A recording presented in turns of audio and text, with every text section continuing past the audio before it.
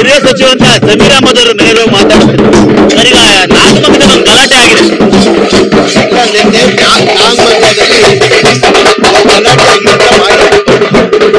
ನಿನ್ನೆ ಮಾಹಿತಿ ಬಂದು ಆ ಗಲಾಟೆ ಆಗ್ಬಾರ್ದಾಗಿತ್ತು. ಗಲಾಟೆ ಆಗಿದೆ ಅಂತ ಗೊತ್ತಾಗಿದೆ ನನಗೆ. ಈಗ ಬಿಜೆಪಿ ಹೇಳ್ತಾ ಇದ್ದಾರೆ ಕಾಂಗ್ರೆಸ್ ಒಂದು ಸಮುದಾಯವನ್ನು ಓಲೈಕೆ ಮಾಡ್ಲಿಕ್ಕೋಸ್ಕರ ಈ ರೀತಿಯಾಗಿ ಆಗ್ತಾ ಇದೆ ಘಟನೆಗಳು ಅಂತ ಹೇಳಿ. ನೋಡಿ, ಇಂಥ ರಾಜಕಾರಣಿಗಳು ಹೇಳಿಕೆಯಿಂದಾನೇ ಈ ಗಲಭೆಗಳು ಆಗೋದು. ಈ ರಾಜಕಾರಣಿಗಳು ಹೇಳಿಕೆಯಿಂದಾನೇ ಗಲಭೆ ಆಗೋದು. ಯಾರು ಗಲಭೆ ಆಗ್ಬೇಕಂತ ಯಾರು ಬಯಸಲ್ಲ. ನೆನ್ನೆಲ್ಲ ಮಾಹಿತಿ ತಗೊಂಡೆ. ನಿನ್ನೆ ಗಣೇಶ ಪ್ರೊಸೆಷನ್ 1:15 ಗಂಟೆಗೆ ಏನೋ ತೆಗಿಬೇಕಾಗಿತ್ತು. ಪೊಲೀಸ್ ಅವ್ರು ರಿಕ್ವೆಸ್ಟ್ ಮಾಡ್ಕೊಂಡಿದ್ದಾರೆ. ಆ ಮೇನ್ ಮಸೀದಿ ಮುಂದೆನೆ ಹೋಗ್ಬೇಕಾಗಿತ್ತಂತೆ. 1:15 ಗಂಟೆ ನಮ್ಮ ಮಸೀದಿ ನಮಾಜ್ ನಡೀತಾ ಇದೆ. ಒಂದು 10 ನಿಮಿಷ ಆದ್ಮೇಲೆ ನೀವು ಓಡಿ ಅಂತ ಕೇಳಿದ್ದಾರೆ. ಅವ್ರು ಒಪ್ಕೊಂಡಿಲ್ಲ.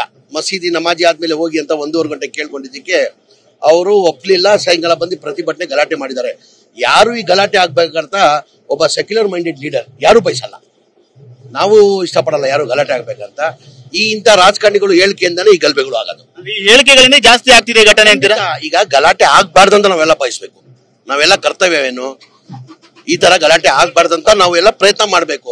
ಇಂಥ ಹೇಳಿಕೆಗಳು ಕೊಟ್ರೆ ಏನಾಗ್ತದೆ? ಕಾಂಗ್ರೆಸ್ ಸರ್ಕಾರ ಬಂದಿರೋದಕ್ಕೆ ಈ ರೀತಿಯಾದ ಘಟನೆಗಳಾಗ್ತಾ ಇದೆ ಅಂತ ಬಿಜೆಪಿ ನಿರಂತರ ಆರೋಪ ಮಾಡ್ತಾ ನಿಯೋಗ ಕೂಡ ಭೇಟಿ ನೀಡ್ತಾ ಇದೆ. ಬಿಜೆಪಿ ಸರ್ಕಾರ ಗಲಾಟೆ ಆಗ್ಲೇ ಇಲ್ವಾ? ಬಿಜೆಪಿ ಸರ್ಕಾರ ಗಲಾಟೆ ಆಗ್ಕೂಡ್ದು ಅಂತ ನಾನು ಭಾವಿಸ್ತೀನಿ. ಇದಿಷ್ಟು ಸಚಿವರಂತ ಜಮೀರ್ ಅಹಮದ್ ಅವರ ಮಾತು. ಈ ಒಂದು ರೀತಿಯಾದ ಘಟನೆಗಳಾಗಬಾರ್ದು ಆಗಿದೆ, ಹಾಗಾಗಿ ಇದನ್ನ ಬಿಜೆಪಿ ರಾಜಕೀಯ ಮಾಡ್ತಾ ಇದೆ ಅನ್ನೋ ಮಾತುಗಳು ಕೂಡ ಹೇಳ್ತಾ ಇರೋದು. ಕ್ಯಾಮರಾಮನ್ ಶೇಖರ್ ಜೊತೆ ಸುನಿಲ್, TV9 ಬೆಂಗಳೂರು.